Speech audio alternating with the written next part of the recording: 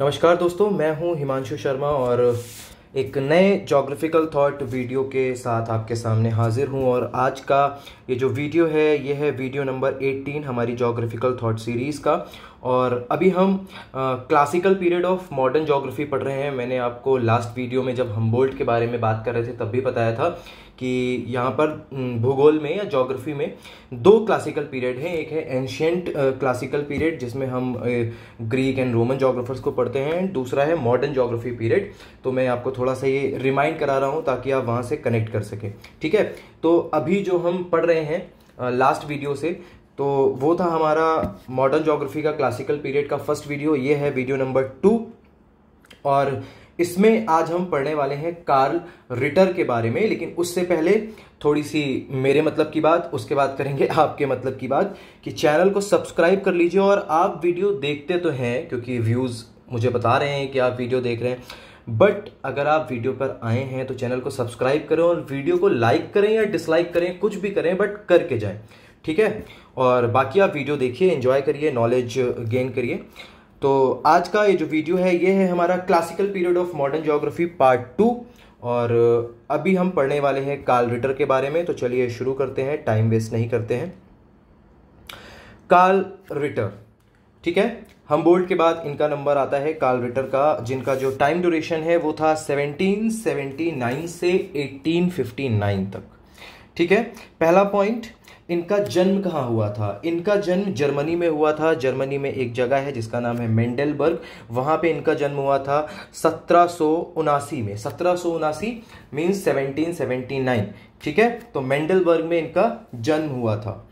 ये महज 5 साल के थे जब इन्होंने एडमिशन ले लिया था स्नेफेंथल सल्जमान स्कूल। अब इसका प्रोनाउंसिएशन थोड़ा सा टफ है, तो आप देखिएगा कि आप इसको कैसे उच्चारित करते हैं, कैसे इसका उच्चारण करते हैं। मैं बोल रहा हूं इसको स्नेफेंथल सल्जमान स्कूल।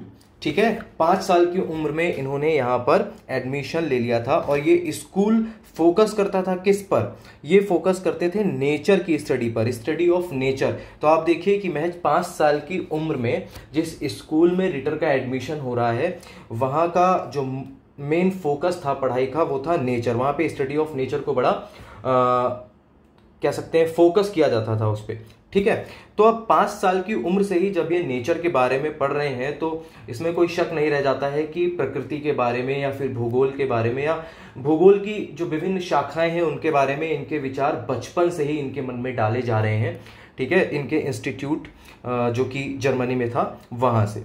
तो 5 साल की उम्र में इन्होंने इस स्कूल में एडमिशन ले लिया था। क्लियर?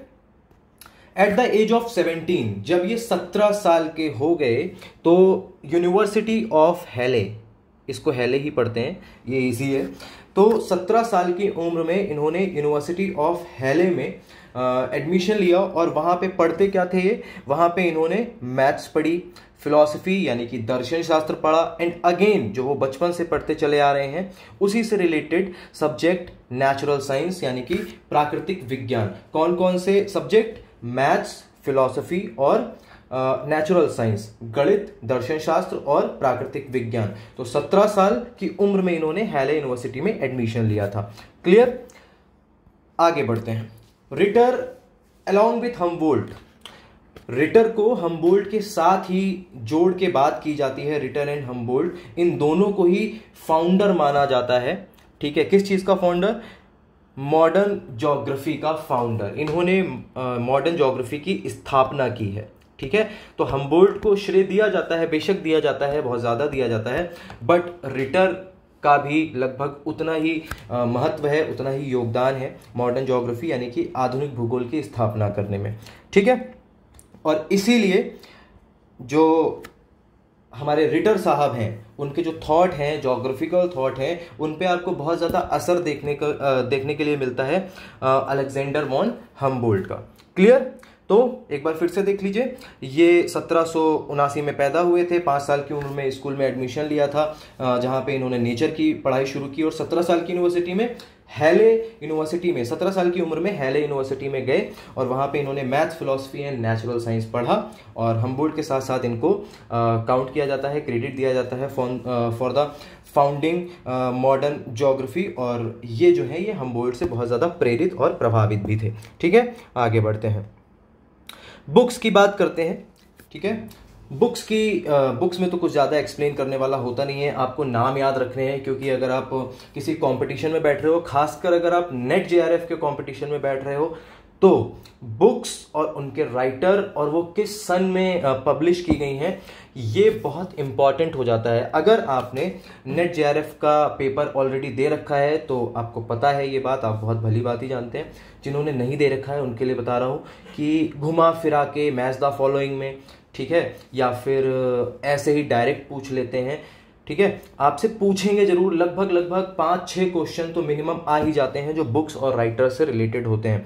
तो बुक्स बहुत इंपॉर्टेंट चीज़ है। ठीक है, आप इस पूरी स्क्रीन का स्क्रीनशॉट लेके प्रिंट लगा के निकाल के लगा सकते हो, अदरवाइज बुक तो है ही आपके पास। चलिए, बहुत बातें हो गई। पहली book, a geographical, historical and statistical painting, ये इनकी बुक थी जो कि इन्होंने 1804 में पब्लिश हुई थी। ठीक है, दूसरा 6 maps of natural resources of Europe. ठीक है, यूरोप के जो प्राकृतिक संसाधन थे उनके 6 मानचित्र इन्होंने 1806 में प्रकाशित करवाए। उसके बाद ज्योग्राफी ऑफ यूरोप, ये सेकेंड पार्ट था, आप इसको फर्स्ट पार्ट मान लीजिए ये वाला, और ज्योग्राफी ऑफ यूरोप जो है उसका सेकेंड पार्ट 1807 में पब्लिश हुआ था। अब जो किताब है उसके बारे में हम बात करें, बहुत ज्यादा कंफ्यूजिंग थोड़ा सा मामला है इसका। फेमस किताब रिटर की क्या है? अर्धकुंडे। ठीक है, अर्धकुंडे। अब अर्धकुंडे के बारे में देखिए आप, पॉइंट नंबर 4, 5, 6, 7 सब में अर्धकुंडे की ही बात हो रही है। तो चलिए शुरू करते हैं। अर्धकुंडे का फर्स्ट पार्ट जो कि अफ्रीका महाद्वीप या अफ्रीका कॉन्टिनेंट के बारे में था, वो 1817 में पब्लिश हुआ। ठीक है, दूसरा अर्धकुंडे का सेकेंड पार्ट जो कि एशिया महाद्वीप या एशिया कॉन्टिनेंट के बारे में था, वो 1818 में पब्लिश हुआ। क्लियर? उसके बाद अर्धकुंडे के 6 वॉल्यूम पब्लिश किए गए। ठीक है, 1-2 नहीं, अभी तक पार्ट 1 पार्ट 2 था, 3, 4, 5, 6 ऐसे नहीं आया अचानक से। अर्धकुंडे के 6 वॉल्यूम पब्लिश किए गए 1833 में। और कितने पेजेस का ये पूरा काम था? लगभग 20,000 पेजेस का काम था, मतलब छोटा मोटा काम नहीं था। ठीक है, तो अर्धकुंडे के 6 वॉल्यूम पब्लिश किए गए। उसके बाद अर्धकुंडे के 19 वॉल्यूम पब्लिश किए गए 1859 में। समझ रहे हैं आप कि अर्धकुंडे कितनी बड़ी, कितनी महान कृति है, जिसके नाम से ही रिटर को जाना जाता है। बेसिकली उन्होंने बहुत और भी काम किए हैं, लेकिन अर्धकुंडे के नाम के आगे रिटर का नाम नत्थी है, चिपका हुआ है। जब जब अर्धकुंडे का नाम लेते हैं तो रिटर की वो मेन कृति है, मेन उनका काम है। ठीक है, तो एक बार फिर से देख लीजिए, अ ज्योग्राफिकल, हिस्टोरिकल, स्टैटिस्टिकल पेंटिंग, उसके बाद 6 map of natural resources of Europe, geography of Europe का सेकेंड पार्ट, उसके बाद अर्धकुंडे ही अर्धकुंडे आ रहा है। अर्धकुंडे का फर्स्ट पार्ट 1817, सेकेंड पार्ट 1818, 6 और वॉल्यूम 1833 और 19 और वॉल्यूम 1859 यानी कि 1859। क्लियर? आगे बढ़े, चलिए अब बात करेंगे हम रिटर के थॉट्स की। सबसे पहले, he was a progressive thinker. अब देखिए, ये थॉट वाला ना मेरा फेवरेट टॉपिक होता है जब हम विचारों के बारे में बात करते हैं, क्योंकि इस पे एक्सप्लेन करने का बहुत मौका मिलता है। चीज़ों को आप किसी भी तरह से एक्सप्लेन कर सकते हो, कनेक्ट कर सकते हो। प्रोग्रेसिव थिंकर, अब आप देखिए आजकल हमारे देश में प्रोग्रेसिव, नॉन प्रोग्रेसिव या फिर कंजर्वेटिव या फिर ऑर्थोडॉक्स, अलग अलग तरह के लोग हैं। ठीक है, शहरों में आपको इतने अल्ट्रा मॉडर्न लोग दिखेंगे जो अपने आप को ये बताते हैं, अपने आप से उन्होंने डिक्लेयर किया हुआ है कि वो प्रोग्रेसिव थिंकर हैं। लेकिन जब आप उनसे बहुत ज़्यादा घनिष्ठ मित्रता कर लोगे, आपकी रिलेशनशिप इनफॉर्मल हो जाएगी, तब आपको पता चलेगा कि वो 50-50 में है। ठीक है, पहनने ओढ़ने खाने में वो अपने आप को प्रोग्रेसिव दिखाएंगे, बट बहुत सारी ऐसी भी चीज़ें हैं जिसकी बात आते ही वो तुरंत कंजर्वेटिव हो जाएंगे। ठीक है, ऑर्थोडॉक्स हो जाएंगे और फिर उसमें नानुकुर करने लगेंगे, या फिर नहीं ऐसा नहीं होता है, वैसा होता है। तो प्रोग्रेसिव थिंकर आपको अपने आप को आप डिक्लेयर कर दो, वो अलग बात है। ठीक है। बट कहीं ना कहीं आपके अंदर भी वो कंजर्वेटिवनेस होती है, जो आप पुराने माँ बाप से आपको संस्कार मिले हैं, जाहिर सी बात है आप उन्हें भुला तो नहीं दोगे। कुछ आप उसमें से फॉलो करते हो, कुछ आप नहीं फॉलो करते हो। जैसे कि अगर हम नॉनवेज की ही बात कर रहे हैं, है ना, कि नॉनवेज खाना चाहिए नहीं खाना चाहिए, देखिए घरों में, बहुत सारे घरों में ऐसा है कि नहीं खाते हैं, लहसुन प्याज भी नहीं खाते हैं, कोई बात नहीं, ठीक है। बट बहुत सारे घरों में नॉनवेज खाते हैं, बट कुछ दिनों में अवॉइड करते हैं खाने के लिए, या फिर कुछ महीनों में अवॉइड करते हैं खाने के लिए, ठीक है। तो बाहर जब वो बच्चे जाते हैं तो कहते हैं नहीं हम ये सब नहीं मानते हैं, बट घर में आते हैं तो मानते हैं। तो इस तरह से मतलब सब्जेक्टिव टॉपिक है कि आप प्रोग्रेसिव हो या नहीं हो, इतना डिटेल में अब नहीं जाएंगे। रिटर प्रोग्रेसिव थिंकर थे। प्रोग्रेसिव थिंकर की अगर एक डेफिनेशन हम बात करें तो सबसे पहले तो प्रोग्रेसिव थिंकर वो होता है जो कि बहुत ज्यादा पुरानी रूढ़ियों में बंधा नहीं रहता है, ठीक है। वो आगे की बात सोचता है और एक साइंटिफिक टेम्परामेंट रखता है अपने अंदर, और जो पुरानी बातें हैं ठीक है उनको वो पढ़ रहा है, ध्यान में रख रहा है, बट वो फिर एनालाइज भी कर रहा है कि पुरानी बातें लिखी गई हैं, हम उनको मान रहे हैं, क्या आज के समय में ये उतनी ही इंपॉर्टेंट है, उतना ही महत्व रखती हैं या नहीं रखती हैं, ठीक है। ये नहीं कि उसने पढ़ा और वो उसको जस्ट फॉलो करता चला जा रहा है और क्वेश्चन नहीं उठा रहा है, ठीक है। तो प्रोग्रेसिव थिंकर थे हमारे जो रिटर थे, तो वो आगे की बात सोचते थे, उनका साइंटिफिक टेम्परामेंट था और वो चीजों को एनालाइज करते थे, ठीक है। लेकिन अगर आपको जानना है कि इन्होंने किस तरह से काम किया है तो फिर आपको इनकी बुक्स पढ़नी पड़ेंगी, इनका काम पढ़ना पड़ेगा, क्योंकि किताबों में बहुत ज्यादा नहीं दिया है इसके बारे में, ठीक है। किताबों में तो बस लिखा गया है कि हाँ ये प्रोग्रेसिव थिंकर थे। मैं अपनी तरफ से आपको जो बता सकता हूं वो बता रहा हूं। तो प्रोग्रेसिव थिंकर ये थे, लेकिन आपको जानना है तो बुक पढ़िए, और बुक इनकी मिले पॉसिबल तो नहीं है, जो बहुत क्लासिकल बुक्स हैं वो मिलती नहीं है, ठीक है। तो फर्स्ट पॉइंट प्रोग्रेसिव थिंकर। दूसरा डिटर्मिनिस्टिक या फिर निश्चयवादी, ठीक है। अब आपको पता है पॉसिबिलिज्म, डिटर्मिनिज्म, न्यू डिटर्मिनिज्म, ये कुछ कॉन्सेप्ट हैं हमारे ज्योग्राफी में, जिनके बारे में वीडियो आगे हम बनाएंगे, बात करेंगे। बट रिटर का डिटर्मिनिस्टिक थे, रिटर निश्चयवादी थे। इसका मतलब ये है कि वो प्रकृति को सर्वोपरि मानते थे, ठीक है।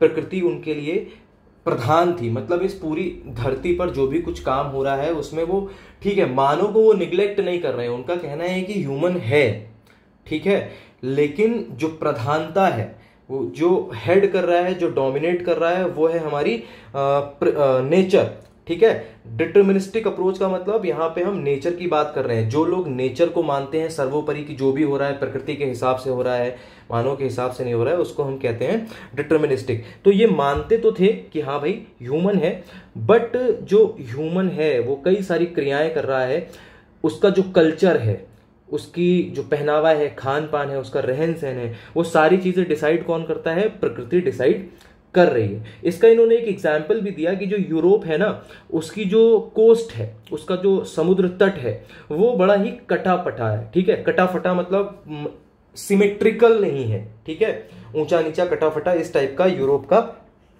तट रेखा है या कोस्टल एरिया है, ठीक है। और इसी को ध्यान में रखते हुए बताते हैं कि अगर आप यूरोप का इतिहास पढ़ेंगे तो आपको इस कोस्टल लाइन का प्रभाव देखने को मिलेगा यूरोप के इतिहास में, ठीक है। यूरोप से आपको पता है कि बहुत सारे एक्सप्लोरर निकले हैं जिन्होंने दुनिया में कई सारे देशों की खोज की है, ठीक है। हमारे यहाँ भी आए थे अंग्रेज, 200 सालों तक राज किया था, वो भी यूरोपियन ही थे।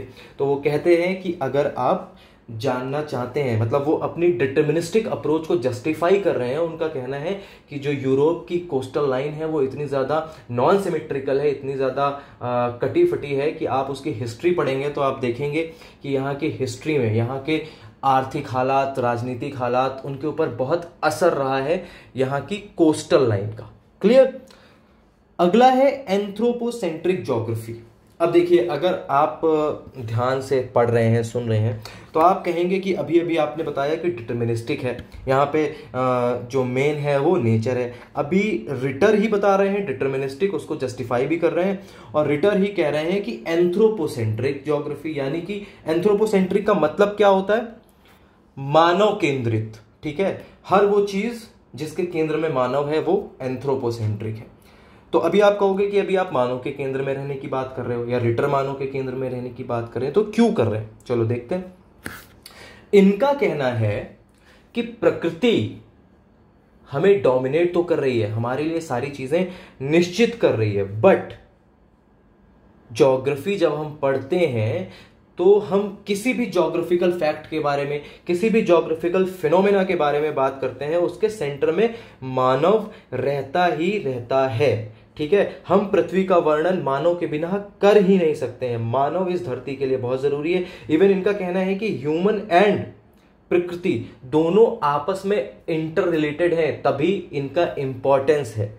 ठीक है, तो ये दोनों ही चीजें बताते हैं। एक तरफ ये निश्चयवाद भी मानते हैं, दूसरा ये भी कहते हैं कि एंथ्रोपोसेंट्रिक ज्योग्राफी या एंथ्रोपोसेंट्रिक इनके थॉट हैं कि हाँ, हम प्रकृति के बारे में पढ़ रहे हैं, प्रकृति के अलग अलग क्षेत्रों के बारे में पढ़ रहे हैं, बट उसके केंद्र में कौन है? मानव। मानव की एक्टिविटी, वो क्या खाता है, क्या पीता है, ये सारी ही चीजें हैं।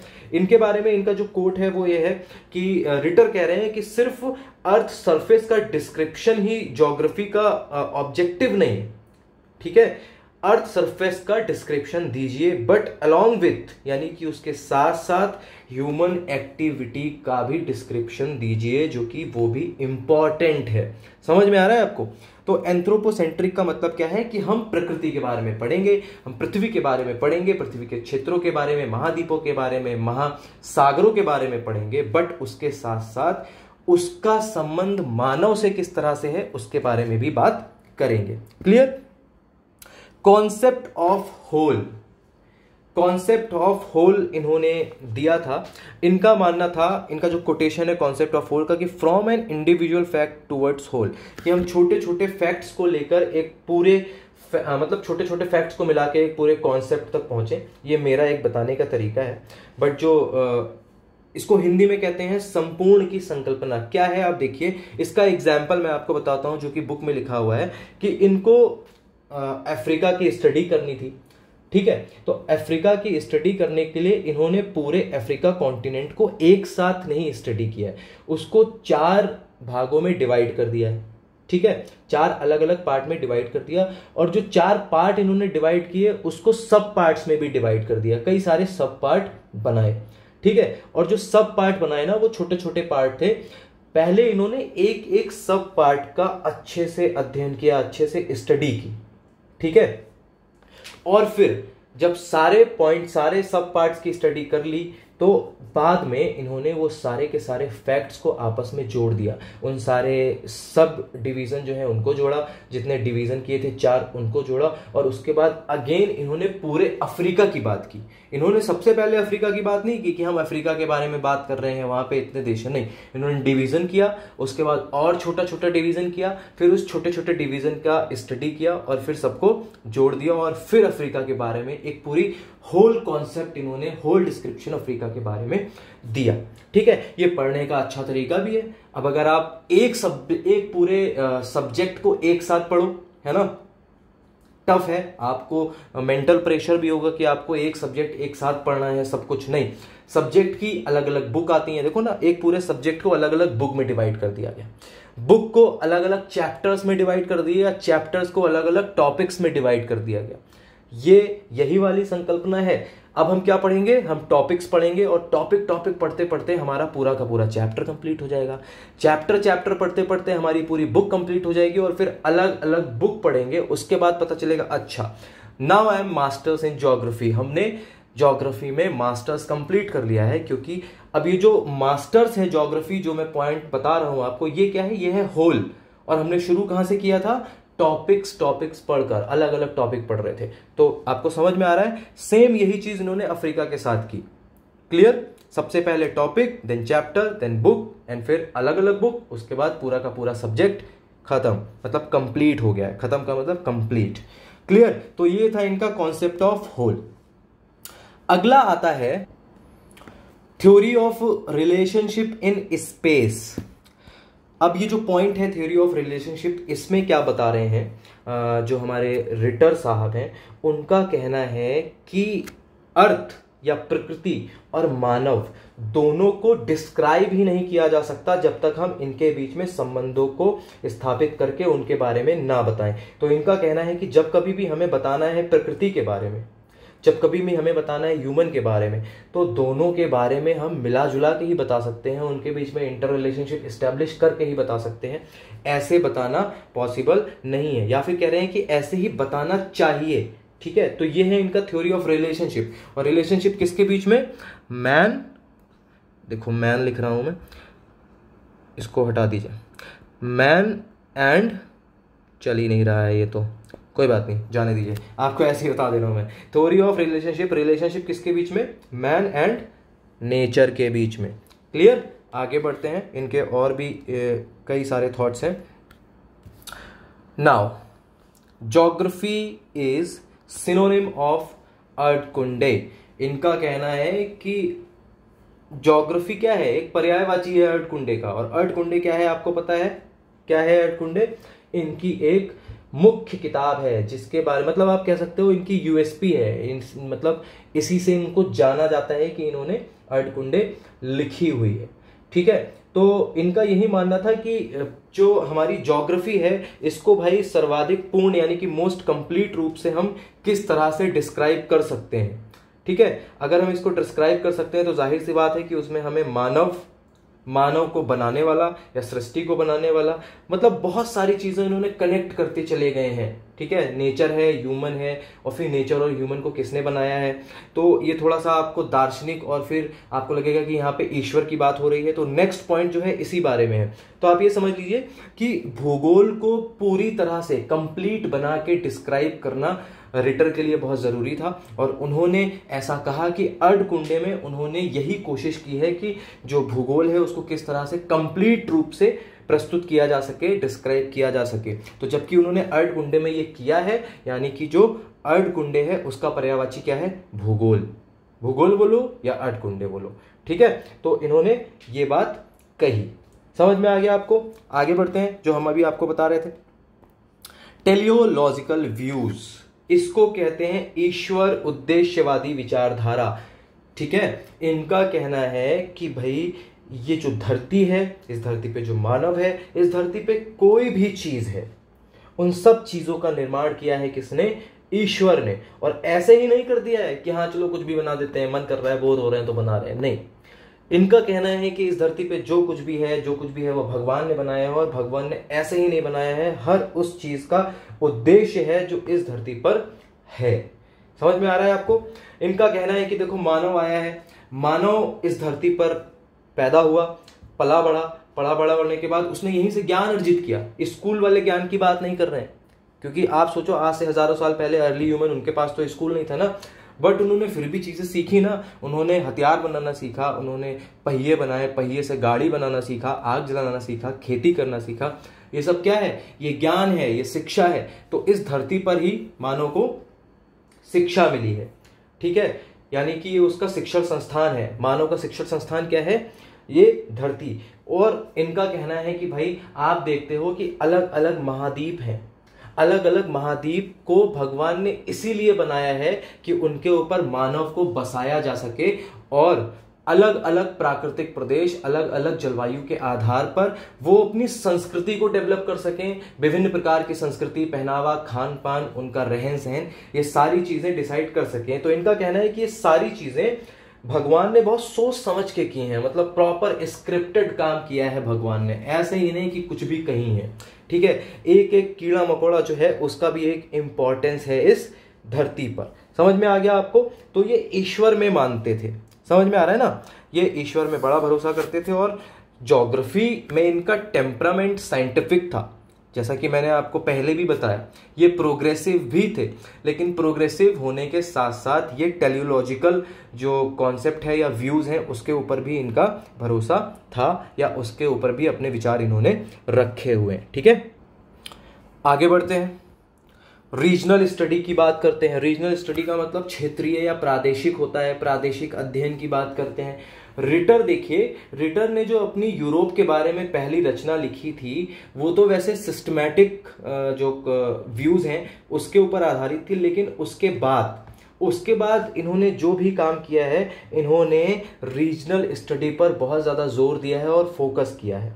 ठीक है, इन्होंने जो पृथ्वी है उसके क्षेत्रों को कई सारे प्राकृतिक प्रदेशों में विभाजित करके उसके बाद उनका डिस्क्राइब किया है, उनको डिस्क्राइब किया है, उनका डिस्क्रिप्शन दिया है। ठीक है, तो इनका यही कहना था कि हम प्रदेशों में विभाजित करके चीजों को पढ़ें, जैसा कि अभी मैंने आपको अफ्रीका के बारे में बताया था, कॉन्सेप्ट ऑफ होल जब मैं आपको बता रहा था, तो उसी से मिलता जुलता है कि इन्होंने क्या किया है, अपनी जितनी भी रचनाएं थी, जितनी भी कृतियां थी, जितने भी लेख थे, उन सब में जो सिस्टमैटिक सिस्टम है, सिस्टमैटिक स्टडी या सिस्टमैटिक व्यूज है, उनको फॉलो किया है। समझ में आ रहा है। और एक इन्होंने शब्द यूज किया है लैंडर कुंडे। लैंडर कुंडे इन्होंने जो रीजनल स्टडी है ना उसके लिए शब्द किया है यूज, लैंडर कुंडे। याद कर लीजिएगा, लैंडर कुंडे, LANDER, लैंडर कुंडे।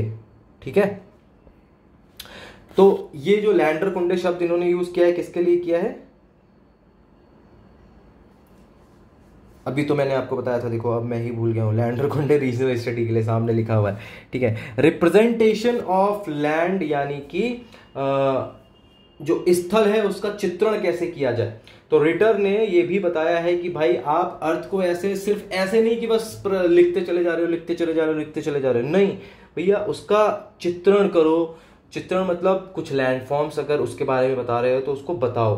बिना इन चीजों के आप ज्योग्राफी को कैसे डिस्क्राइब कर सकते हो। ठीक है, आप कृषि उत्पादनों के बारे में बता रहे हो, आप प्रकृति के बारे में बता रहे हो, कुछ भी आप बता रहे हो, तो उसके बारे में आप बताते हुए कुछ चीजों का चित्रण करिए ताकि उनको देखकर ही समझ में आ जाए कि आप क्या बता रहे हो। ठीक, इन्होंने उसके बारे में कहा कि भाई जब आप कोई भी चीज पृथ्वी के बारे में बताते हैं तो वो ऐसे बताइए, ऐसे डिस्क्राइब करिए, साथ में उसके कुछ चित्र वगैरह भी इंक्लूड करिए ताकि उनको देखने के बाद ऑटोमेटिक समझ में आ जाए कि भाई ये टॉपिक कहना क्या चाह रहा है।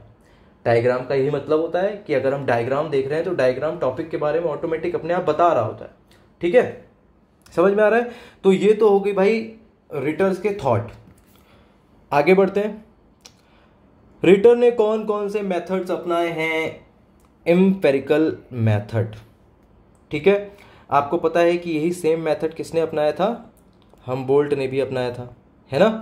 तो हमबोल्ट ने ये मेथड अपनाया था। एम्पेरिकल मेथड क्या है? आनुभाविक विधि। आनुभाविक मतलब भाई आप जब किसी भी चीज को डिस्क्राइब कर रहे हो, मैं आपके लिए दूसरी बार बता रहा हूं क्योंकि मैं पिछले वीडियो में बता चुका हूं, चीजों को अपने सेंसेस के थ्रू अनुभव कीजिए।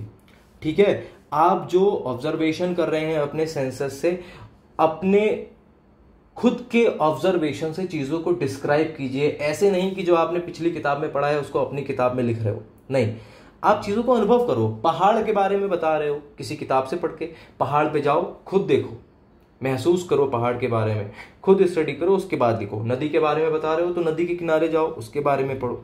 मतलब इनका कहना है कि चीजों को अनुभव कीजिए।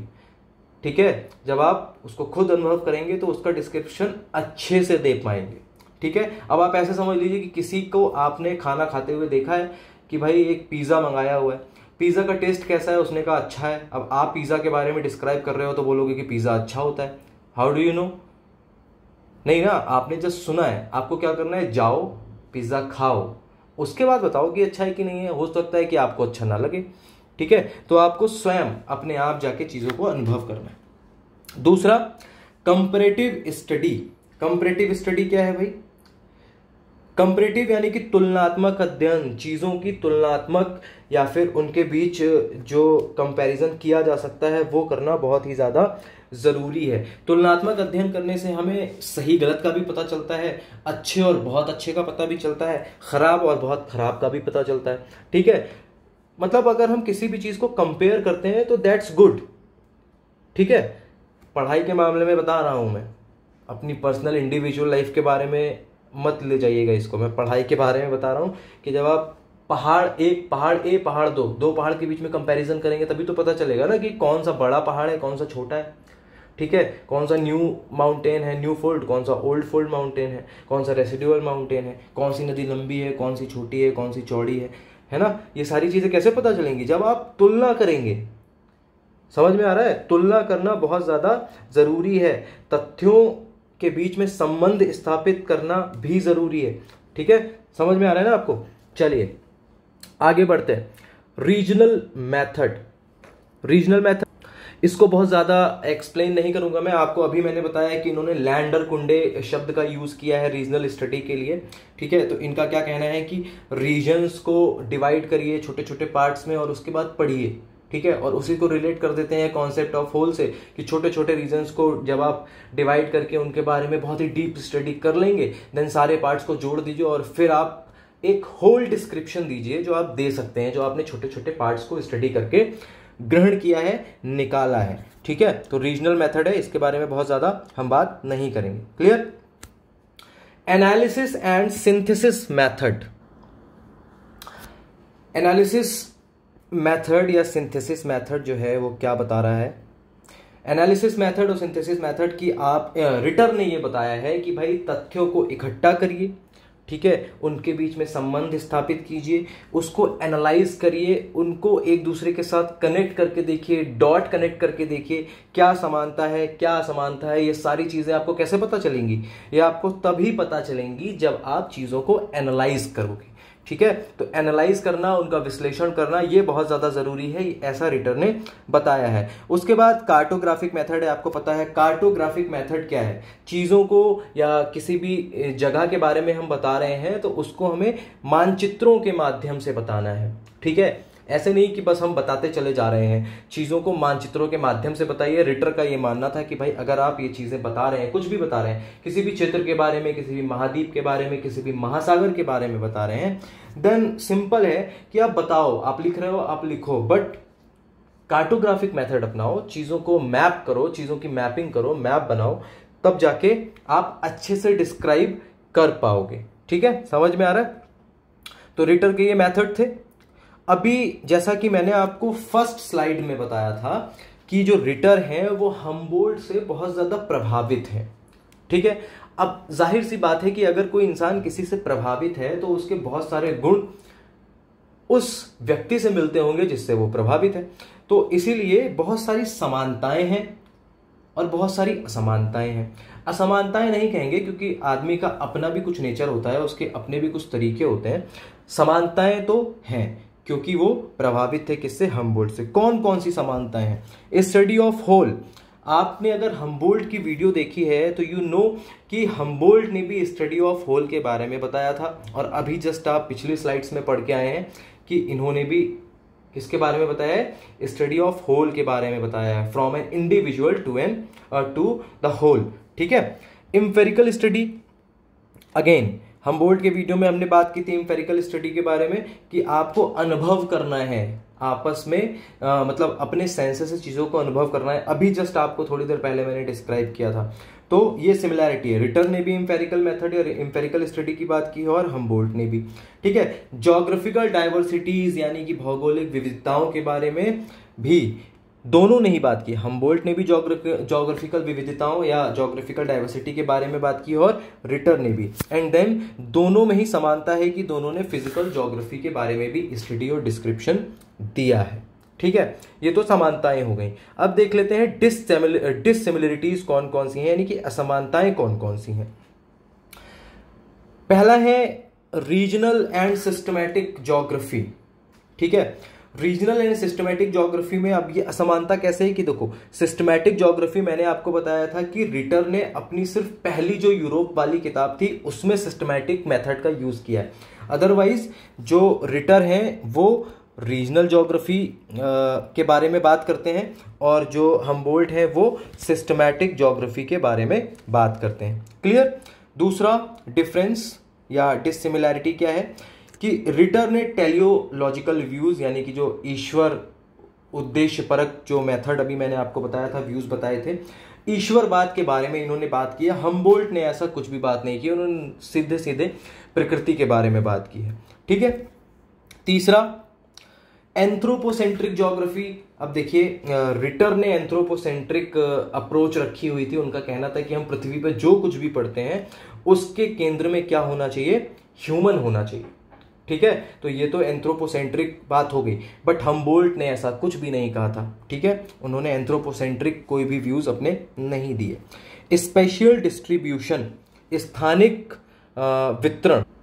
स्थानिक वितरण में हम्बोल्ट ने स्पेशल डिस्ट्रीब्यूशन की बात की थी, बट रिटर ने ऐसी कोई भी बात नहीं की, उन्होंने इस चीज को इंपॉर्टेंस ही नहीं दिया कि स्पेशल डिस्ट्रीब्यूशन के बारे में भी कोई बात की जाए या उसको कैसे डिस्क्राइब किया जाए, उसको कैसे पढ़ा जाए, नथिंग। इसको किसने फॉलो किया था? इसको फॉलो किया था हम्बोल्ट ने। ठीक है, समझ में आ गया? तो ये थी हमारी वीडियो कार्ल रिटर के बारे में, पिछली वीडियो थी हमारी हम्बोल्ट के बारे में, और अभी classical period of modern geography का वीडियो नंबर 3 भी आएगा, तो आप उसका वेट करिए। जब तक आप इसको पढ़िए, इससे नोट्स बनाइए, चीज़ों को समझिए। मैं आपसे मिलूंगा नेक्स्ट वीडियो में, तब तक अपना ख्याल रखिए और पढ़ते रहिए। Thank you so much.